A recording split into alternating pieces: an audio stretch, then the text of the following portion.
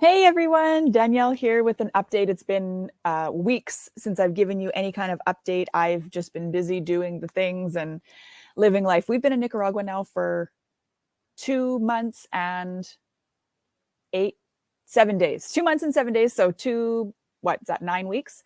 And I would say we're well adjusted by now. We have finally just yesterday did the last piece of the puzzle, which was getting license plates, proper registration for our vehicle and our moto. So by now we bought a used vehicle. I don't know if my last video, if we had already, I don't think we had it yet. So we bought a used vehicle, which was a serious gong show. But anyway, we found a used vehicle. We ended up buying a 2007 Toyota Prado GX, which is we love it. It's kind of a luxury version of what you can get out here that's still reliable.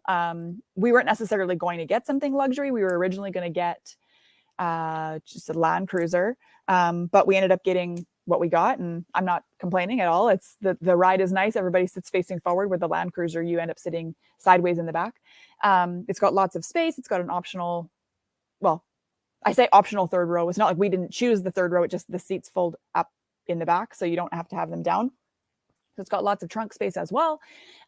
We love it. We also got a moto. We ended up getting a brand new Honda Tornado. I didn't have anything to do with any of the vehicle purchases. My husband was in charge of all of that, just because I don't know anything about vehicles and I'm not good at that kind of stuff. But it's totally his jam, and he knows what to look for and how to do the research and what you need and all the things. So that's what we ended up doing. We went with a brand new bike because everybody here rides bikes and they just totally shitbag them, which is I don't want to buy something used from those guys. But B, part of the research my husband did was making sure that the value that we put into the moto would be received back if we ever needed to sell it or wanted to sell it or whatever. And the Hondas really hold their value. I mean, even in Canada, the Hondas hold their value. We have found older bikes with plenty of kilometers on them for like 500 less than brand new price. So they do hold their value. That's undoubtable. So we decided that was a good situation for us. So that's what we did. What else? We did decide to register my son for school. We've been homeschooling him. It's been going well, but we find it hard to keep him socialized as well. There are several events going on around town that we do take him to. Like Wednesday nights, we go to Tree Casa, it's funny because it's literally like you could walk there in probably 15 minutes, but to drive there, you have to go all the way around because of the driveways. So we go to Tree Casa on Wednesday, which is family night, which means normally there's a day pass charge to get in. But Wednesdays, there's no day pass charge, and it's pizza night. So we take advantage and have pizza. And he's made some friends there that he sees regularly, which is nice. And we've signed him up for a couple of kids baking classes. He did one last month and he'll do one actually on this coming Saturday. And that's all fine and good, and he has fun doing that, but it's just not enough consistent time with kids. And I feel like he's getting bored just around home with just us. And he is doing well. Like the schooling itself is going well. My sister-in-law actually has a friend who recommended an app called Splash Learning, which I actually would recommend to anybody. I wish they had like an affiliate link because I would totally share it with you. You can customize it to grade level, and then of course the content is broken down to what's necessary for the kid for their age. But then I can go in and I can say, okay, so like for math, if I want him to focus on counting by fives, I can change the like parameters of the games that he's playing so that he has to play those games.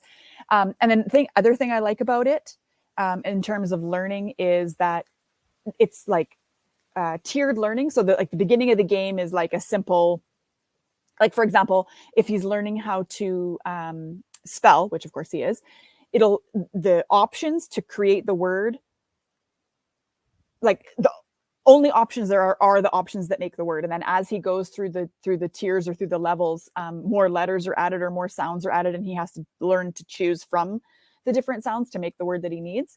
And then at the end of each like level, you're rewarded with a game. But the funny thing is the game is still a learning game too, but it's just like a little more playful. So I don't think he understands that he's still learning while he's being rewarded to, anyway, I don't know. So it's going well, and he is learning to spell, and he is, doing his math and all that stuff. Like, that's not a problem. But I'm finding it tricky to fit it into our schedule. And B, the socialization aspect of it. And then also the school we chose is bilingual. It's the only bilingual school in Nicaragua, like the truly bilingual. The public schools are full Spanish, of course. And the day school that we were originally looking into is all English. So I didn't see much value in sending him to a school that wasn't going to teach him Spanish. I thought that was didn't really make much sense because we're planning on being here for a while. So it's like, that doesn't make sense to me. So the way that the school works is they do 1 week in English, 1 week in Spanish. So he actually has a different teacher every week. He has, I think it's a male teacher teaches grade 1 English, like the English week, and then a female teaches the grade 1 Spanish week, which, I mean, that's neither here nor there. The gender is not important, but anyway, so we put him in this, we just registered him earlier this week, actually, finally paid his tuition and everything. And they provide lunch and snacks, which I really am appreciative of, because then I don't have to worry about making food for him. I mean, obviously there might be days where he doesn't want whatever's on the menu, which is fine, but that's included in the tuition. Plus he gets to take a school bus, which is kind of cool. So we've already signed him up for the first month of school bus. So he's excited about that. We're just going to see the school bus. We still have to drive him to the pickup spot. But it turns out that the guy who drives the bus is actually a neighbor of ours at the bottom of our road. So my sister-in-law was going to ask him if it's at all possible that Dominic just get picked up right here, just because we're right here. And what's the point in both of us driving to a pickup spot to have him get on the bus? I don't know if you're allowed to, though. We'll have to see. What else? It's still rainy season. It's been raining very consistently. And actually today it's like half overcast, half sunny, as you can probably kind of tell. Dry season should be here any day, though, apparently. And then it won't rain for like 6 months, apparently. So that'll be interesting. All the leaves will drop too, so it'll be quite a bit warmer. I think where we are, like at the casita, where my house is, it'll still be nice and cool, just because of the way it was constructed, but I guess we'll see. I definitely feel that we've acclimated, whatever it is, because we are finding, up until recently, we were just sleeping with a top sheet on top, but now my husband and I both find that we need a blanket on top too. So I don't know if it's just been getting cooler at night, which doesn't really make sense because it's supposed to actually get hotter in dry season. So I think, like I'm saying, I think we're just acclimating to the temperature, and now it's a little bit cooler. Like the other, not yesterday, but last week when we were at Tree Casa, I was actually cold enough that I needed to wrap myself in a towel, and I kind of had wished that I brought a sweatshirt. So, but again, I don't know if that's because we're like being accustomed to the temperature, or if that's because it was actually cool outside. I don't know. It really doesn't drop below like 24. So I don't really think it can't be cool. And it's snowing in like where I'm from in BC. So it's definitely not cold. What else? My Spanish is coming along fairly well. I'm still not confident in talking to anybody, but I am practicing Duolingo enough, which is another really helpful app that I recommend. Again, if they had an affiliate link, I would also share that with you. But anyway, Duolingo is a really great app that I've been using to practice my Spanish. I'm on level, 15 or something. And although I don't have confidence to speak to people yet, I am finding that I can much more easily pick out what's being said to me or what's being said around me. Like if somebody says, we were at a restaurant the other day and he said, I have these drinks, but he said it in Spanish and I knew what he was like trying to say. And I've actually been able to correct my husband a couple of times in the words that he's using. Because some of the time Spanish words are very similar to English words, and you can kind of just like add an A or an O or a, whatever at the end of the word, and it translates close enough. But like, for example, he was trying to say rope in Spanish and he was saying ropa, but ropa is clothes or like clothing. So it doesn't, So anyway, it's been helpful in the sense that like when we're working as a team, we can speak Spanish pretty well together, but both of us on our own are not that good. What else? We've discovered a lot of really good restaurants. Holy smokes. There's at the beach. We've also discovered our favorite beaches. So my husband and I, our favorite beach is Playa Mahagual. And they have a little restaurant actually that the first time we went, we were kind of sketchy to try out. But the second time we went, we tried and they had lobster tails, just tiny, but they were really good. especially I'm not really into lobster. I've never really been a huge fan of lobster to begin with. And then one year for my son's birthday, he wanted a seafood extravaganza, he calls it. And we got lobster tails, and I got really, really, really, really, really sick. So I like not really into lobster, but anyway, I tried them. They're really good. I would like to try the jalapeno ones next time we go. Anyway, so we like it even better now that we know that there's a restaurant there that we like. And then my son's favorite is Playa Hermosa, which is, he calls it the pay beach. You have to pay, it's 100 Cordobas or $3 US each to go to the beach. And the beach itself is not like you're not paying to go to the beach, you're paying to use the access road to get to the beach, is my understanding at least. I like the beach. We were there on the weekend. It was supposed to be, I mean, it was nice and sunny here. And then when we left, when we finally got there, it was like literally pouring rain. So my sister-in-law and brother-in-law and I just sat and chatted and had some drinks while the guys went out surfing. They have a nice full service bar restaurant there, and they'll like serve you right on the beach, which is nice. So it's good. We also, just near us, we also like Playa Mercea and Playa Maderas. My problem with Playa Maderas is it's a really nice beach. Like the view is really beautiful, and there's several restaurants there, and it's all whatever, but it's very rocky. So I can't walk without sandals on because it hurts my feet. And there's really nowhere comfortable to sit because it's all rocks, and it's like to screw the beach umbrella in is kind of a pain in the butt too. So I don't know, like I want to like it, but it's not my favorite. What else? We found a really great restaurant at Playa Marcea, actually. There's a mosquito trying to eat me.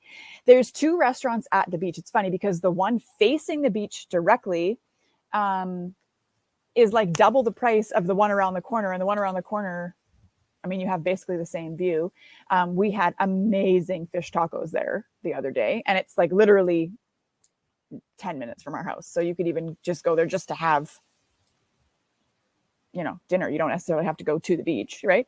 But why wouldn't you? So that's all fine and good. My husband and I have totally fallen in love with, there's a place, I can't remember the name of it. Chocolateria de Nicaragua or something. I'm probably butchering that. Anyway, it's like a chocolate place, but they have vegan stuff, and they've got coffee and smoothies and stuff. It's so good. They make this passion fruit smoothie that is amazing, and it's like literally $3 or something, maybe even less than that. And I also like their iced what did I end up getting? Frappuccino, but it's so hot here that by the time he hands it to you, it's just like liquid again. It's not even, anyway, it's good though. And what else? My husband has made connections with so many people. He's made connections with a mechanic, who's then led us to connections for other things we needed, which is very helpful. My sister-in-law is friends with a woman who's been here for about 12 years, and she has connections to literally everybody. So my husband found a dentist through her. I am in the process of trying to contact a hairdresser. Sorry, I just realized that my Instagram handle is wrong. It's mindset to manifest, not mindset o manifest. Oh well, oops. What else do I want to share? We have pretty much solidified our grocery routine. So we go into Rivas, which is about 25-30 minutes away. We go into Rivas. We hit Maxi Pali first, which is owned by Walmart. And then we go to La Colonia, which is like basically the gringo grocery store. Even though, like, if you were doing it linearly, you would hit La Colonia first. The reason we would go to Maxi Pali first is because it's a little bit less expensive. And I mean, if you can save some money on your groceries, why wouldn't you, right? Because it's more money you can use for other things. So we go to Maxi Pali first, get everything we can get there. Then we go to La Colonia and get whatever we can't get at Maxi Pali at La Colonia. La Colonia has a lot of the regular, I say regular stuff, the gringo things that I'm used to, like Kiko Man soy sauce and stuff. So obviously you pay a little bit more for it because it's imported in, obviously, but I don't mind because there's some things that I want to make that I need that stuff for. So that's all fine and good. And then the woman who does the baking classes for Dominic also owns a shop called Bagels and Bakes, which is good. And she also does runs to Managua to go to Price Mart and various other places. So we piggyback on that to go to Price Mart. We've been toying with getting our own membership. It's basically like Costco. We've been toying with getting our own membership, but I feel like Managua's 3 hours away. So it's an investment in your day to go out there. And if I'm going to go to Managua, I would rather not have to go to somewhere that I can have, like, I can just outsource it. Somebody else can do it for me and bring it to me, you know? Obviously she charges 15%. Well, not obviously, she charges 15% of whatever the total bill is to do that. Which is, like, again, fine. I would rather not have to go out there myself. And I feel like if I give somebody a list to go and get me things at Price Mart, then I'm less likely to impulse shop. It's like at Costco, you go in for 2 things and you leave with $600 worth of stuff, right? So I don't want to do that. So it's beneficial in that way. And then when we do go to Managua, we can go to the places, other like Walmart and like the mall and things like that, and not have to make that one extra stop, which is nice. So there's that. Christmas is coming up in like 7 weeks, 6.5 weeks. So anything we need to order from Amazon, we need to order like immediately. And it might at this point not even get here in time. Thankfully, we only do presents for my son anyway. And his birthday is at the end of January. So if it gets here late, we'll just give it to him for his birthday. It's not that big of a deal. Currently, he wants a ukulele. So we'll see what we can do about that. What else did I want to say about? I don't know. I think that's pretty much it. I don't know. The last time I shared, I don't know if we hadn't really, I don't think we had gotten fully set up yet. We've managed to get, there's a bee hovering around trying to bother me. Shoo. We got our hammocks set up, obviously. We power washed them and got them set up. We moved the clothesline. I don't think I did any videos outside before, but we used to have a clothesline across here. And my husband strung it up out in the sun instead. And this stuff dries way better out there. And then we now just have the hammocks hung up. Actually, we had 2 hammocks, but one of them broke right away. So we only have 1 hammock now, which is fine. My husband has taken up cigar smoking again. He found some good places that sell cigars, so he's been doing that. Oh, we did find a really good Thai restaurant. It's the only one in Nicaragua. It's called Sun King, right in San Juan, right at the port. So good, like literally so good. I would go there every day if I could. And we're here for Halloween, and Halloween is not actually a thing here, but like they do Dias de Muertos on November 2nd, which I'm not sure if it's actually a holiday or not, but I guess we'll find out when Dominic's in school, which, by the way, the school year here runs, at least at the school we're going to, runs January to December, not September to June like we're used to. So I'm kind of going back and forth. I apologize, but it just came to my mind that, so initially I was getting kind of stressed out because I felt like we were behind with school for grade 1, but now because he starts grade 1 in January, he's actually ahead now, which makes me feel really good. So we're going to keep going with the Splash Learning app and reading and all the things. And so he'll be ahead by the time he gets to school. Anyway, sorry, I digress.